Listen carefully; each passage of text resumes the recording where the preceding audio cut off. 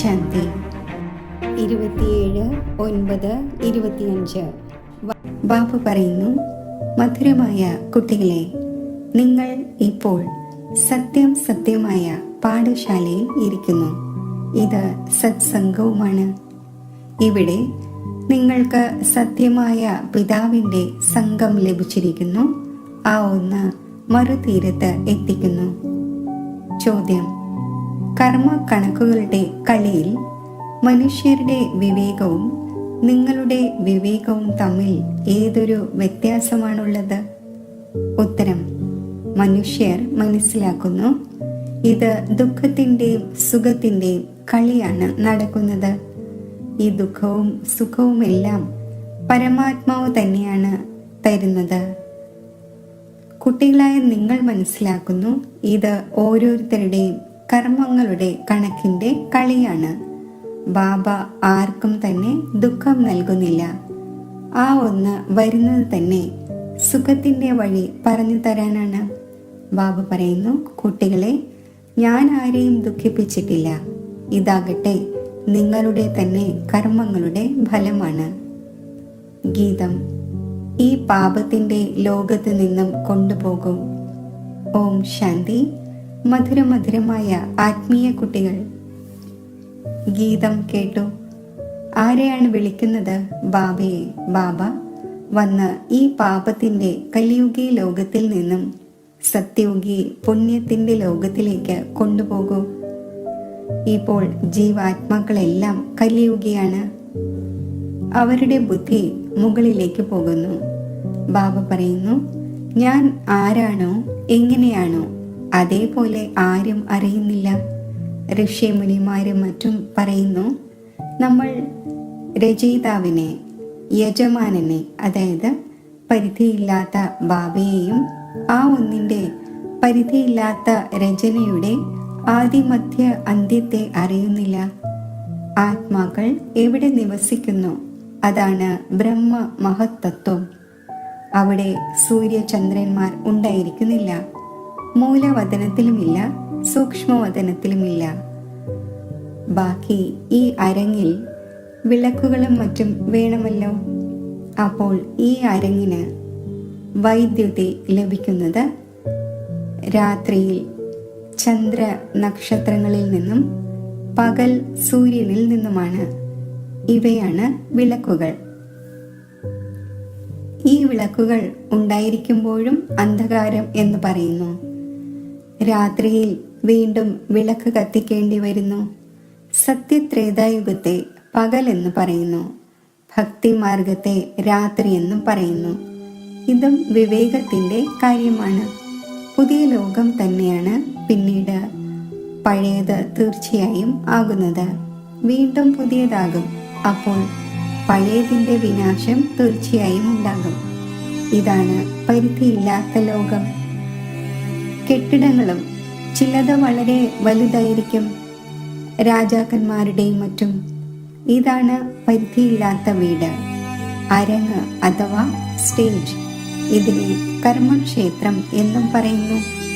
കർമ്മം തീർച്ചയായും ചെയ്യേണ്ടതുണ്ട്. എല്ലാ മനുഷ്യർക്കും വേണ്ടിയുള്ള കർമ്മക്ഷേത്രമാണിത്. എല്ലാവർക്കും കർമ്മം ചെയ്യുക തന്നെ വേണം. പാർട്ട് അഭിനയിക്കുക തന്നെ വേണം.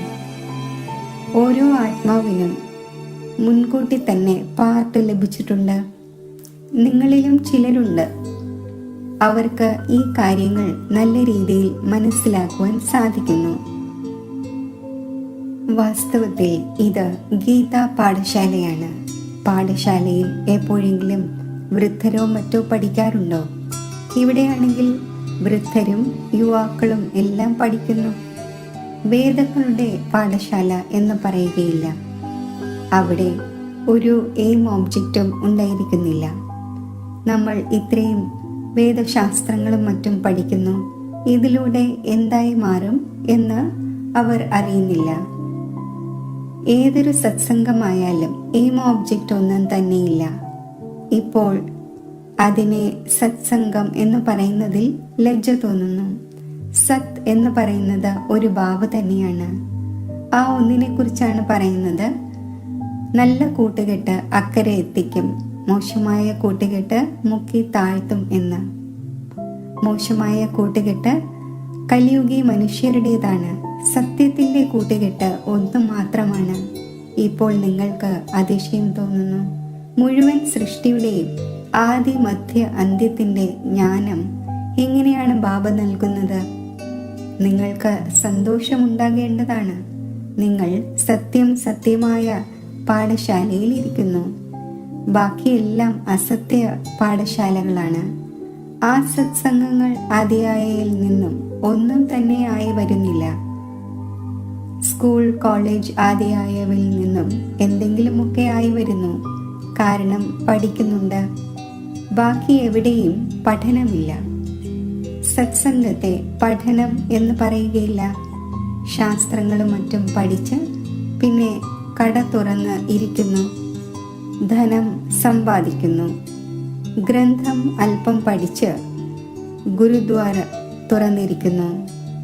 ഗുരുദ്വാരയും എത്രയാണ് തുറക്കുന്നത്? ഗുരുവിൻ്റെ കവാടം എന്നാൽ വീട് എന്ന് പറയും. കവാടം തുറക്കുന്നു, അവിടെ പോയി ശാസ്ത്രങ്ങളും മറ്റും പഠിക്കുന്നു. നിങ്ങളുടെ ഗുരുദ്വാരയാണ് മുക്തിയും ജീവൻ മുക്തിധാമം സദ്ഗുരുവിലൂടെ. സദ്ഗുരുവിൻ്റെ നാമം എന്താണ്? അകാലമൂർത്തി. സദ്ഗുരുവിനെ അകാലമൂർത്തി എന്ന് പറയുന്നു. ആ ഒന്ന് വന്ന് മുക്തിയുടെയും ജീവൻ മുക്തിയുടെയും വാതിൽ തുറക്കുന്നു. അകാലമൂർത്തിയാണല്ലോ. ആ ഒന്നിനെ കാലത്തിനും ഭക്ഷിക്കുവാൻ സാധിക്കില്ല. ആത്മാവ് ഒരു ബിന്ദുവാണ്. അതിനെ കാലം എങ്ങനെ ഭക്ഷിക്കും? ആ ആത്മാവാണെങ്കിൽ ശരീരം ഉപേക്ഷിച്ച് ഓടിപ്പോകുന്നു. മനുഷ്യർ മനസ്സിലാക്കുന്നില്ല, ഒരു പഴയ ശരീരം ഉപേക്ഷിച്ച് പിന്നെ പോയി രണ്ടാമതൊരെണ്ണം എടുക്കും എന്ന്. പിന്നെ ഇതിൽ കരയേണ്ട എന്താവശ്യമാണ്? ഇത് നിങ്ങൾക്കറിയാം. ഡ്രാമ അനാദിയായി തയ്യാറാക്കപ്പെട്ടതാണ്. ഓരോരുത്തർക്കും പാർട്ട് അഭിനയിക്കുക തന്നെ വേണം. ബാബു മനസ്സിലാക്കിച്ചു തന്നു. സത്യയുഗത്തിൽ നഷ്ടവും മോഹയാണ്. മോഹജീത്തിൻ്റെയും കഥയുണ്ടല്ലോ. പണ്ഡിതർ കേൾപ്പിക്കുന്നു, മാതാക്കളും കേട്ട് പിന്നെ ഗ്രന്ഥം വെച്ച് ഇരിക്കുന്നു കേൾപ്പിക്കുന്നതിനായി. വളരെയധികം മനുഷ്യർ പോയി കേൾക്കുന്നു. അതിനെ കർണരസം എന്ന് പറയുന്നു. ഡ്രാമ പ്ലാൻ അനുസരിച്ച് മനുഷ്യർ പറയും, നമ്മുടെ എന്ത് ദോഷമാണുള്ളത്? ബാബ പറയുന്നു, നിങ്ങൾ എന്നെ വിളിക്കുന്നു ദുഃഖത്തിൻ്റെ ഈ ലോകത്തിൽ നിന്നും കൊണ്ടുപോകൂ എന്ന്. ഇപ്പോൾ ഞാൻ വന്നിരിക്കുന്നു. ഞാൻ പറയുന്നത് കേൾക്കണമല്ലോ. ബാബ കുട്ടികൾക്കിരുന്ന് മനസ്സിലാക്കിച്ചു തരുന്നു. നല്ല മതമാണ് ലഭിക്കുന്നത്. അതിനാൽ അത് എടുക്കേണ്ടതാണല്ലോ. നിങ്ങളുടെയും ഒരു ദോഷവുമല്ല. ഇതും ഡ്രാമയായിരുന്നു. രാമരാജ്യത്തിൻ്റെയും രാവണ രാജ്യത്തിൻ്റെയും കളി ഉണ്ടായിരിക്കുന്നു. കളിയിൽ ആരെങ്കിലും തോറ്റുപോയി എങ്കിൽ അവരുടെ ദോഷമല്ല, ജയവും തോൽവിയും ഉണ്ടാകുന്നു. ഇതിൽ യുദ്ധത്തിൻ്റെ കാര്യമില്ല. നിങ്ങൾക്ക് ചക്രവർത്തി പദവി ഉണ്ടായിരുന്നു. ഇതും നിങ്ങൾക്ക് മുൻപ് അറിയാമായിരുന്നില്ല. ഇപ്പോൾ നിങ്ങൾ മനസ്സിലാക്കുന്നു. ആരാണോ സർവീസബിൾ അവരുടെ പേര് പ്രശസ്തമാണ്. ഡൽഹിയിൽ ഏറ്റവും പ്രശസ്തമായി മനസ്സിലാക്കിച്ചു കൊടുക്കുന്നത് ആരാണ്? അപ്പോൾ ഉടൻ ജഗദീഷിൻ്റെ പേര് പറയും. നിങ്ങൾക്ക് വേണ്ടി മാഗസീനും ഇറക്കുന്നുണ്ട്. അതിൽ എല്ലാം വരുന്നു. അനേകം പ്രകാരത്തിലുള്ള പോയിന്റ്സ് എഴുതുന്നു. ബ്രിജ്മോഹനും എഴുതുന്നത് ചിറ്റമ്മയുടെ വീടൊന്നുമല്ല. അതായത് അത്ര എളുപ്പമുള്ള കാര്യമല്ല. തീർച്ചയായും വിചാരസാഗര മഥനം ചെയ്യുന്നു. നല്ല സേവനം ചെയ്യുന്നു. എത്ര ആളുകൾ പഠിച്ച് സന്തോഷിക്കുന്നു. കുട്ടികൾക്കും റിഫ്രഷ്മെന്റ് ലഭിക്കുന്നു. ചിലർ പ്രദർശനിയിൽ വളരെയധികം തലയിട്ടടിക്കുന്നു. ചിലർ കർമ്മബന്ധനത്തിൽ കുടുങ്ങിയിരിക്കുന്നു. അതിനാൽ ഇത്രയും എടുക്കാൻ സാധിക്കുന്നില്ല. ഇതും ഡ്രാമ എന്ന് പറയും. അബലകളുടെ മേലും അത്യാചാരം ഉണ്ടാകുന്നതിൻ്റെ പാർട്ട് ഡ്രാമയിലുണ്ട്. ഇങ്ങനെയുള്ള പാർട്ട് എന്തുകൊണ്ട് അഭിനയിച്ചു എന്ന ചോദ്യമേ വരുന്നില്ല. ഇത് അനാദിയായി തയ്യാറാക്കപ്പെട്ട ഡ്രാമയാണ്. അതിനെ ഒന്നും തന്നെ ചെയ്യുവാൻ സാധിക്കില്ല. ചിലർ പറയുന്നു, നമ്മൾ എന്ത് അപരാധം ചെയ്തു ഇങ്ങനെയുള്ള പാർട്ട് വയ്ക്കുന്നതിനായി? ഇപ്പോൾ അപരാധത്തിൻ്റെ ഒന്നും കാര്യമില്ല, ഇത് പാർട്ടാണ്.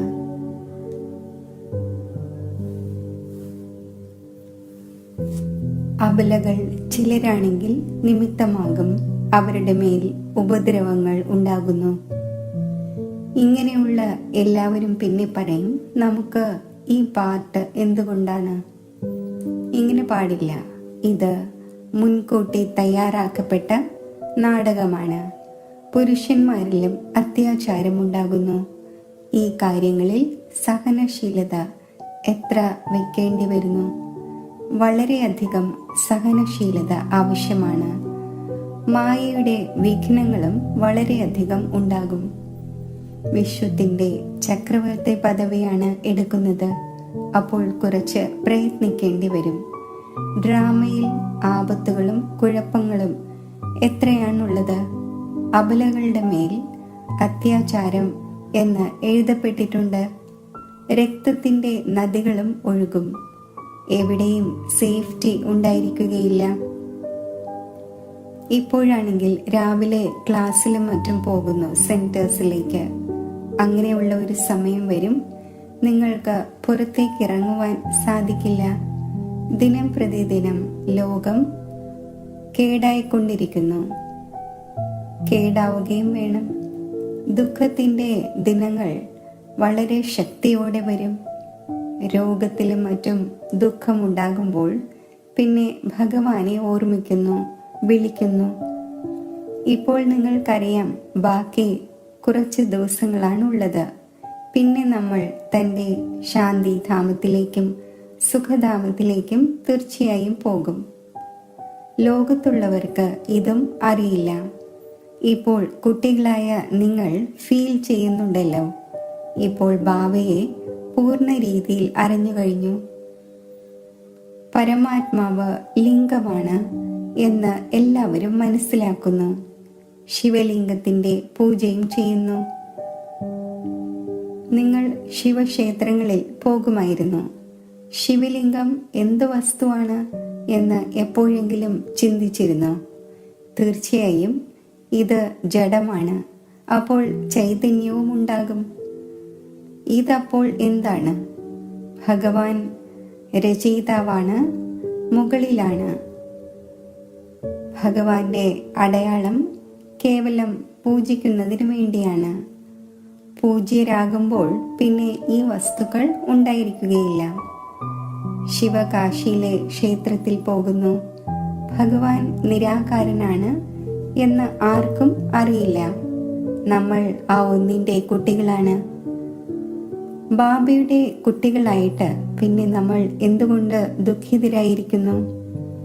ചിന്തിക്കേണ്ട കാര്യമാണല്ലോ. ആത്മാവ് പറയുന്നു, നമ്മൾ പരമാത്മാവിൻ്റെ സന്താനമാണ്. പിന്നെ നമ്മൾ എന്തുകൊണ്ട് ദുഃഖിതരാകുന്നു? ബാബ സുഖം നൽകുന്നവനാണ്. വിളിക്കുന്നുമുണ്ട്, ഹേ ഭഗവാനെ, നമ്മുടെ ദുഃഖത്തെ ഇല്ലാതാക്കൂ. അത് എങ്ങനെ ഇല്ലാതാക്കും? ദുഃഖവും സുഖവും എന്നത് തൻ്റെ കർമ്മങ്ങളുടെ കണക്കാണ്. മനുഷ്യർ മനസ്സിലാക്കുന്നു, സുഖത്തിനുള്ള പ്രതിഫലം സുഖവും ദുഃഖത്തിൻ്റെ പ്രതിഫലം ദുഃഖവും പരമാത്മാവ് തന്നെയാണ് നൽകുന്നത്. ആ ഒന്നിൻ്റെ മേൽ വയ്ക്കുന്നു. ബാബ പറയുന്നു, ഞാൻ ഒരിക്കലും ദുഃഖം നൽകുന്നില്ല. ഞാനാണെങ്കിൽ പകുതി കൽപ്പത്തേക്ക് സുഖം നൽകിയ ശേഷം പോകുന്നു. ഇത് പിന്നെ സുഖത്തിൻ്റെയും ദുഃഖത്തിൻ്റെയും കളിയാണ്. കേവലം സുഖത്തിൻ്റെ മാത്രം കളിയാണ് ഉണ്ടാകുന്നതെങ്കിൽ ഈ ഭക്തിയും മറ്റും ഉണ്ടാകുമായിരുന്നില്ല. ഭഗവാനുമായി കണ്ടുമുട്ടുന്നതിനാണ് ഈ ഭക്തിയും മറ്റും എല്ലാവരും ചെയ്യുന്നത്. ഇപ്പോൾ ബാബ ഇരുന്ന് മുഴുവൻ സമാചാരവും കേൾപ്പിക്കുന്നു. ബാബ പറയുന്നു, കുട്ടികളായ നിങ്ങൾ എത്ര ഭാഗ്യശാലിയാണ്. ആ ഋഷിമുനിമാർക്ക് മറ്റും എത്ര പേരാണുള്ളത്. നിങ്ങൾ രാജഋഷിയാണ്, അവർ ഹഠയോഗ ഋഷിയാണ്. ഋഷി എന്നാൽ പവിത്രം. നിങ്ങൾ സ്വർഗത്തിലെ രാജാവാകുന്നു. അപ്പോൾ തീർച്ചയായും പവിത്രമാകേണ്ടി വരും. സത്യയുഗത്തിലും ത്രേതായിലും ആരുടെ രാജ്യം ഉണ്ടായിരുന്നുവോ അവരുടെ തന്നെ വീണ്ടും ഉണ്ടാകും. ബാക്കിയെല്ലാം പിന്നീട് വരും. നിങ്ങൾ ഇപ്പോൾ പറയുന്നു, നമ്മൾ ശ്രീമത്തനുസരിച്ച് തന്റെ രാജ്യം സ്ഥാപിച്ചു കൊണ്ടിരിക്കുന്നു. പഴയ ലോകത്തിന്റെ വിനാശമുണ്ടാകുന്നതിലും സമയമെടുക്കുമല്ലോ. സത്യയുഗം വരണം, കലിയുഗം പോകണം. എത്ര വലിയ ലോകമാണ്. ഓരോരോ പട്ടണവും മനുഷ്യരാൽ എത്ര നിറഞ്ഞിരിക്കുന്നു. ധനികരായ വ്യക്തികൾ ലോകത്തിൽ ചുറ്റി സഞ്ചരിക്കുന്നു. പക്ഷേ ഇവിടെ മുഴുവൻ ലോകത്തെയും ആർക്കും കാണുവാൻ സാധിക്കില്ല. പിന്നെ സത്യയുഗത്തിൽ കാണുവാൻ സാധിക്കും. കാരണം സത്യയുഗത്തിലുള്ളത് ഒരു രാജ്യമാണ്. ഇത്രയും കുറച്ച് രാജാക്കന്മാരായിരിക്കും ഉണ്ടായിരിക്കുക. ഇവിടെ നോക്കൂ, എത്ര വലിയ ലോകമാണ്. ഇത്രയും വലിയ ലോകത്തെ ആര് ചുറ്റി സഞ്ചരിക്കുവാനാണ്? അവിടെ നിങ്ങൾക്ക് സമുദ്രത്തിൽ പോകേണ്ടതില്ല. അവിടെ സിലോൺ, ബർമ്മ ആദ്യായവ ഉണ്ടാകുമോ? ഇല്ല, ഒന്നും തന്നെയില്ല. ഈ കറാച്ചിയും ഉണ്ടാകില്ല. നിങ്ങളെല്ലാവരും മധുരമായ നദികളുടെ തീരത്ത് വസിക്കുന്നു. കാർഷിക വൃത്തിയും മറ്റുമെല്ലാം ഉണ്ടായിരിക്കുന്നു. സൃഷ്ടി വലുതാണ്. മനുഷ്യർ വളരെ കുറച്ചു പേരാണ് കഴിയുന്നത്. പിന്നീട് അഭിവൃദ്ധി ഉണ്ടാകുന്നു. പിന്നെ അവിടെ പോയി തന്റെ രാജ്യം സ്ഥാപിച്ചു. പതുക്കെ പതുക്കെ വിഴുങ്ങിക്കൊണ്ടിരുന്നു. അതായത് കരസ്ഥമാക്കിക്കൊണ്ടിരുന്നു. തന്റെ രാജ്യം സ്ഥാപിച്ചു. ഇപ്പോഴാണെങ്കിൽ എല്ലാം ഉപേക്ഷിക്കേണ്ടി വരുന്നു. ഒരേ ഒരു ഭാരതം മാത്രമാണ് ആരുടെയും രാജ്യം തട്ടിയെടുത്തിട്ടില്ലാത്തത്. കാരണം ഭാരതം വാസ്തവത്തിൽ അഹിംസകരാണല്ലോ. ഭാരതം തന്നെയാണ് മുഴുവൻ ലോകത്തിന്റെ അധികാരി ആയിരുന്നത്. ബാക്കിയെല്ലാം പിന്നീട് വന്നതാണ്. അവർ ഓരോ കഷ്ണങ്ങൾ കൊണ്ടുപോയി. നിങ്ങൾ ആരുടെയും വിഴുങ്ങിയില്ല. ഇംഗ്ലീഷുകാർ വിഴുങ്ങിയിരിക്കുകയാണ്. ഭാരതവാസികളായ നിങ്ങളെ ബാബ വിശ്വത്തിന്റെ അധികാരിയാക്കുന്നു. നിങ്ങൾ എവിടേക്കും പോയിട്ടില്ല. കുട്ടികളായ നിങ്ങളുടെ ബുദ്ധിയിൽ ഈ മുഴുവൻ കാര്യങ്ങളും ഉണ്ട്. വൃദ്ധരായ മാതാക്കൾക്കാണെങ്കിൽ ഇത്രയുമെല്ലാം മനസ്സിലാക്കുവാൻ സാധിക്കില്ല. ബാബ പറയുന്നു, നല്ലതാണ്, ഒന്നും പഠിച്ചിട്ടില്ലല്ലോ. പഠിച്ചതെല്ലാം ബുദ്ധിയിൽ നിന്നും മാറ്റേണ്ടി വരും. ഒരു കാര്യം മാത്രം ധാരണ ചെയ്യണം. മധുരമായ കുട്ടികളെ, ബാബയെ ഓർമ്മിക്കൂ. നിങ്ങൾ പറയുന്നുമുണ്ടായിരുന്നു, ബാബ അങ്ങ് വരികയാണെങ്കിൽ നമ്മൾ അർപ്പണമാകും, ബലി അർപ്പണമാകും എന്ന്. നിനക്ക് പിന്നെ നമ്മുടെ മേൽ ബലി അർപ്പണം ആകേണ്ടതുണ്ട്. കൊടുക്കൽ വാങ്ങൽ നടക്കുന്നുവല്ലോ. വിവാഹ സമയത്ത് സ്ത്രീയും പുരുഷനും പരസ്പരം കയ്യിൽ ഉപ്പ് നൽകുന്നു. ബാബയോടും പറയുന്നു, നമ്മുടെ പഴയതെല്ലാം അങ്ങേക്ക് നൽകുന്നു. മരിക്കേണ്ടതുണ്ട്, ഇതെല്ലാം സമാപ്തമാകണം. അങ്ങ് നമുക്ക് വീണ്ടും പുതിയ ലോകത്തിൽ നൽകണം. ബാബ വരുന്നത് തന്നെ എല്ലാവരെയും കൊണ്ടുപോകാനാണ്. കാലനാണല്ലോ. സിന്ധിൽ പറയുമായിരുന്നു, ഇത് ഏതൊരു കാലനാണ്, എല്ലാവരെയും അപഹരിച്ചു കൊണ്ടുപോകുന്നു എന്ന്. കുട്ടികളായ നിങ്ങളാണെങ്കിൽ സന്തോഷിക്കുന്നു. ബാബ വരുന്നത് തന്നെ കൊണ്ടുപോകുവാനാണ്. നമ്മളാണെങ്കിൽ സന്തോഷത്തോടെ നമ്മുടെ വീട്ടിലേക്ക് പോകും. സഹിക്കേണ്ടിയും വരുന്നു. നല്ല നല്ല വലിയ വലിയ വീട്ടിലെ മാതാക്കൾ അടികൊള്ളുന്നു. നിങ്ങൾ സത്യമായ സമ്പാദ്യം നടത്തുന്നു. മനുഷ്യർ അറിയുന്നില്ല. അവർ കലിയുഗി ശൂദ്ര സമ്പ്രദായത്തിലുള്ളവരാണ്. നിങ്ങൾ സംഗമയുഗിയാണ്. പുരുഷോത്തമനായിക്കൊണ്ടിരിക്കുന്നു. അറിയുന്നുണ്ട്. ആദ്യ നമ്പറിൽ പുരുഷോത്തമൻ ഈ ലക്ഷ്മി നാരായണനാണല്ലോ. പിന്നീട് ഡിഗ്രി കുറഞ്ഞുകൊണ്ടിരിക്കും. മുകളിൽ നിന്നും താഴെ വന്നുകൊണ്ടിരിക്കും. പിന്നെ പതുക്കെ പതുക്കെ വീണുകൊണ്ടിരിക്കും. ഈ സമയം എല്ലാവരും വീണിരിക്കുന്നു. വൃക്ഷം പഴയതായി കഴിഞ്ഞു. തായ്തടി ജീർണിച്ചു. ഇപ്പോൾ വീണ്ടും സ്ഥാപന ഉണ്ടാകുന്നു. ഫൗണ്ടേഷൻ ഇടുകയാണല്ലോ. തൈ എത്ര ചെറുതാണോ പിന്നെ അതിൽ നിന്നും എത്ര വലിയ വൃക്ഷമാണ് വളർന്നു വരുന്നത്. ഇതും വൃക്ഷമാണ്. സത്യയുഗത്തിൽ വളരെ ചെറിയ വൃക്ഷമായിരിക്കും. ഇപ്പോൾ എത്ര വലിയ വൃക്ഷമാണ്.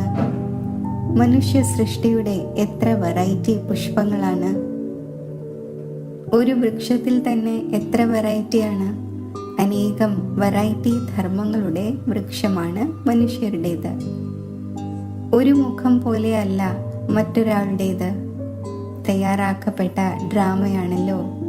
ഒരേപോലെയുള്ള പാർട്ട് ആർക്കും ഉണ്ടാവുക സാധ്യമല്ല. ഇതിനെ പറയുന്നത് തന്നെ പ്രകൃതിയ തയ്യാറാക്കപ്പെട്ട പരിധിയില്ലാത്ത ഡ്രാമ എന്നാണ്. ഇതിലും ധാരാളം കൃത്രിമമുണ്ട്. ഏതൊരു വസ്തു റിയൽ ആയിരിക്കുന്നുവോ അത് ഇല്ലാതാവുകയും ചെയ്യുന്നു. പിന്നെ 5000 വർഷത്തിനു ശേഷം റിയാലിറ്റിയിൽ വരും. ചിത്രവും മറ്റുമൊന്നും റിയലായത് ഉണ്ടായിട്ടില്ല. ബ്രഹ്മാവിൻ്റെയും മുഖം വീണ്ടും 5000 വർഷത്തിനു ശേഷം നിങ്ങൾ കാണും. ഈ ഡ്രാമയുടെ രഹസ്യത്തെ മനസ്സിലാക്കുന്നതിൽ ബുദ്ധി വളരെ വലിയ വിശാലമായത് ആവശ്യമാണ്. മറ്റൊന്നും മനസ്സിലാക്കിയില്ലെങ്കിലും കേവലം ഒരു കാര്യം ബുദ്ധിയിൽ വയ്ക്കൂ. ഒരു ശിവ് ബാബ, രണ്ടാമതായി ആരുമില്ല. ഇത് ആത്മാവാണ് പറഞ്ഞത്. ബാബ നമ്മൾ അങ്ങേ തന്നെ ഓർമ്മിക്കും എന്ന്. ഇതാണെങ്കിൽ സഹജമാണല്ലോ. കൈകൾ കൊണ്ട് കർമ്മം ചെയ്തുകൊണ്ടിരിക്കൂ. ബുദ്ധി കൊണ്ട് ബാബയെ ഓർമ്മിച്ചു കൊണ്ടിരിക്കും. ശരി, മധുരമധുരമായ സിഖിലതെ കുട്ടികൾക്ക് മാതാവും പിതാവുമായ ബാബ് ദാദയുടെ സ്നേഹസ്മരണകൾ. Good morning. ആത്മീയ പിതാവിൻ്റെ ആത്മീയ കുട്ടികൾക്ക് നമസ്തേ. ധാരണയ്ക്കുള്ള മുഖ്യസാരം: സഹനശീലതയുടെ ഗുണം ധാരണ ചെയ്ത് മായയുടെ വിഘ്നങ്ങളിൽ പാസ്സാകണം. അനേകം ആപത്തുകൾ വരും. അത്യാചാരങ്ങൾ ഉണ്ടാകും. അങ്ങനെയുള്ള സമയത്ത് സഹിച്ചുകൊണ്ട് ബാബയുടെ ഓർമ്മയിലിരിക്കണം. സത്യമായ സമ്പാദ്യം ചെയ്യണം. വിശാല ബുദ്ധിയായി ഈ മുൻകൂട്ടി തയ്യാറാക്കപ്പെട്ട ഡ്രാമയെ നല്ല രീതിയിൽ മനസ്സിലാക്കണം. ഈ പ്രകൃതിയ ഉണ്ടാക്കപ്പെട്ട ഡ്രാമ തയ്യാറാക്കപ്പെട്ടതാണ്. അതിനാൽ ചോദ്യമുയരുക സാധ്യമല്ല. ബാബ ഏതൊരു നല്ല മതം നൽകുന്നു അതനുസരിച്ച് നടന്നുകൊണ്ടിരിക്കണം. വരദാനം: മായാജീത്തും വിജയിയും ആകുന്നതിനോടൊപ്പം പരോപകാരിയായി ഭവിക്കട്ടെ. ഇപ്പോൾ വരെയും സ്വമംഗളത്തിൽ വളരെയധികം സമയം പോയിക്കൊണ്ടിരിക്കുകയാണ്. ഇപ്പോൾ പരോപകാരി ആകൂ. മായാജീത്തും വിജയിയും ആകുന്നതിനോടൊപ്പം സർവ ഖജനാവുകളുടെയും വിധാതാവാകൂ. അതായത് ഓരോ ഖജനാവും കാര്യത്തിൽ വിനിയോഗിക്കൂ. സന്തോഷത്തിൻ്റെ ഖജനാവ്, ശാന്തിയുടെ ഖജനാവ്, ശക്തികളുടെ ഖജനാവ്, ജ്ഞാനത്തിൻ്റെ ഖജനാവ്, ഗുണങ്ങളുടെ ഖജനാവ്, സഹയോഗം നൽകുന്നതിൻ്റെ ഖജനാവ് വിതരണം ചെയ്യുകയും വർദ്ധിപ്പിക്കുകയും ചെയ്യൂ. ഇപ്പോൾ വിധാതാവിൻ്റെ സ്ഥിതിയുടെ അനുഭവം ചെയ്യുമ്പോൾ, അതായത് പരോപകാരി ആകുന്നത് എപ്പോഴാണോ അപ്പോൾ അനേകം ജന്മം വിശ്വരാജ്യ അധികാരിയാകും. സ്ലോഗൻ: വിശ്വമംഗളകാരി ആകണമെങ്കിൽ തൻ്റെ സർവ ദൗർബല്യങ്ങൾക്കും സദാകാലത്തേക്ക് വിട നൽകൂ. അവ്യക്ത സൂചന: ഇപ്പോൾ സ്നേഹത്തിൻ്റെ അഗ്നിയെ പ്രജ്വലിതമാക്കി യോഗത്തെ ജ്വാലാരൂപം ആക്കൂ. ഏതുപോലെ പ്രജകൾ കോട്ടയ്ക്കുള്ളിൽ സുരക്ഷിതരായി ഇരിക്കുന്നതിനു വേണ്ടി കോട്ട പണിയുന്നു, ഒരു രാജാവിനു വേണ്ടി മുറി നിർമ്മിക്കുകയല്ല ചെയ്യുന്നത്, കോട്ട നിർമ്മിക്കുന്നു. ഇപ്പോൾ എല്ലാവരും സ്വയം തനിക്ക് വേണ്ടിയും സഹചാരികൾക്ക് വേണ്ടിയും അന്യ ആത്മാക്കൾക്ക് വേണ്ടിയും ജ്വാലാരൂപ ഓർമ്മയുടെ കോട്ട പണിയൂ. ഓർമ്മയുടെ ശക്തിയുടെ ജ്വാല ഉണ്ടായിരിക്കണം. അപ്പോൾ ഓരോ ആത്മാവും സേഫ്റ്റി അനുഭവിക്കും. ഓം ശാന്തി.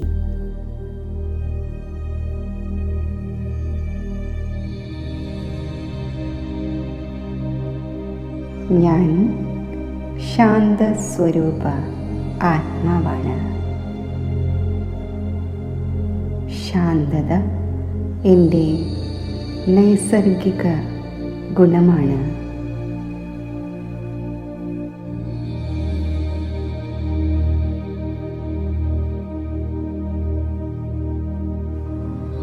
ഈ ശാന്തസ്വരൂപ അവസ്ഥയിൽ സ്ഥിതി ചെയ്യുമ്പോൾ ശാന്തിയുടെ ഒരു പ്രഭാവലയം എനിക്ക് ചുറ്റും സൃഷ്ടിക്കപ്പെടുന്നു.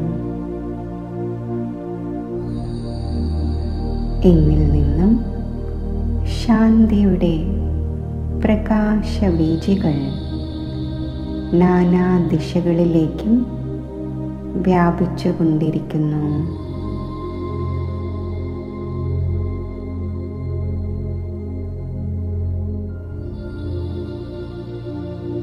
ശാന്തിയുടെ അഗാധ തലങ്ങളിൽ എത്തിച്ചേരവേ അലൗകികമായ ആത്മസംതൃപ്തിയുടെ അവസ്ഥയിൽ ഞാൻ സ്ഥിതി ചെയ്യുന്നു.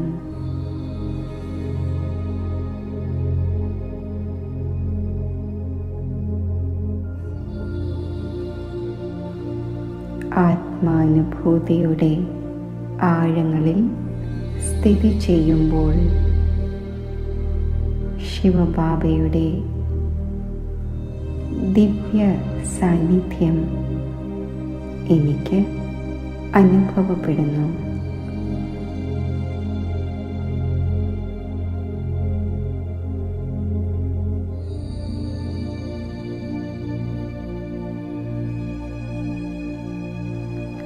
ജ്ഞാന സൂര്യനായ ശിവബാബയിൽ നിന്നും ദിവ്യ പ്രകാശകിരണങ്ങൾ ദിവ്യ ബുദ്ധിയിലൂടെ ഞാൻ ഗ്രഹിക്കുന്നു.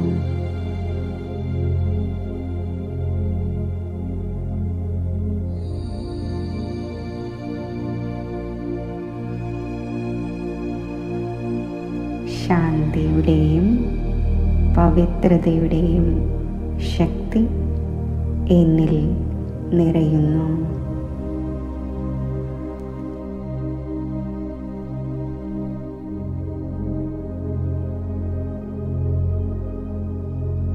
ശാന്തിയുടെയും പവിത്രതയുടെയും ഈ ദിവ്യപ്രകാശം സ്വീകരിച്ച് ഞാൻ വിശ്വത്തിലെ ആത്മാക്കൾക്ക്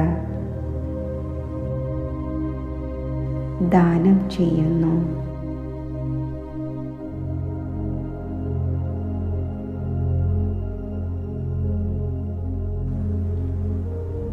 ഈ ദിവ്യപ്രകാശം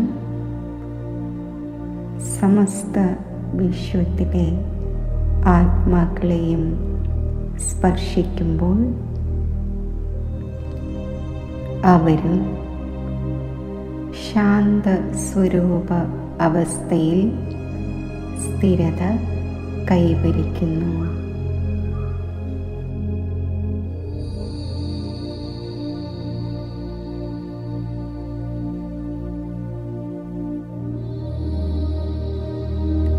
ശാന്തിയുടെ സാഗരമായ ശിവപരമാത്മാവുമായി മാനസികമായി സംയുക്തമായിരുന്ന് ശാന്തിയുടെ കിരണങ്ങൾ വിശ്വമാകെ പ്രസരിപ്പിക്കുമ്പോൾ വിശ്വം മുഴുവനും പരമാത്മാ ശാന്തിയുടെ പ്രഭാവത്താൽ ശാന്തിയാകുന്ന ഗുണത്താൽ സമൃദ്ധമാകുന്നു.